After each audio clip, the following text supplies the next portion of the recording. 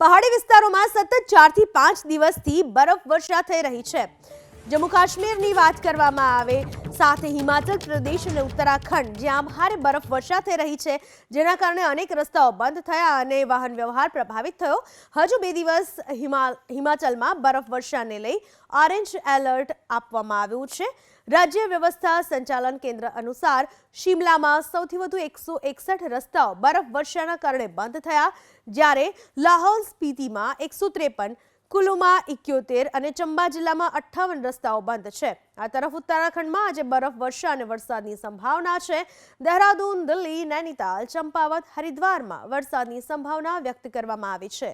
જમ્મુ કાશ્મીરમાં ભારે હિમવર્ષાથી તાપમાનનો પારો ગગડ્યો। ગુલમર્ગમાં -10.6 ડિગ્રી, પહેલગામમાં -8.3 ડિગ્રી, અનંતનાગમાં -5.6 ડિગ્રી સુધી લઘુત્તમ તાપમાન નોંધાયું। ડોડા, પૂંછ, રાજૌરી, કુપવાડામાં સફેદ ચાદર જોવા મળી। ગુલમર્ગમાં હિમસ્ખલનની પણ ઘટના બની, જેને લઈ આગામી 2 દિવસ પહાડો પર જનારા લોકોને સાવધાન રહેવાની સ્થાનિક પ્રશાસને અપીલ કરી।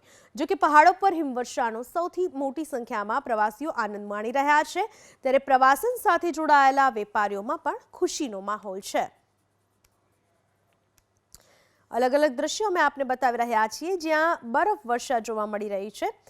ખાસ જમ્મુ કાશ્મીરમાં ગુલમર્ગ, કુપવાડા, ડોડા, ઉત્તર કાશ્મીર, રાજૌરી આ તમામ જગ્યાએ બરફવર્ષા થઈ રહી છે, જેના કારણે જાણે કે પ્રકૃતિએ સફેદ ચાદર ઓઢેલી હોય એ પ્રકારના સુંદર અને રમણીય દ્રશ્યો સર્જાઈ ગયા અને પ્રવાસીઓ આ નજારાનો, આ વાતાવરણનો અદ્ભુત આનંદ માણી રહ્યા છે।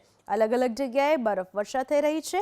સિઝનની સૌથી વધારે બરફવર્ષા અત્યારના દિવસોમાં જોવા મળી રહી છે અને હજુ આગામી 2 થી 3 દિવસ આ રીતે બરફવર્ષા થવાની સંભાવના વ્યક્ત કરવામાં આવી રહી છે।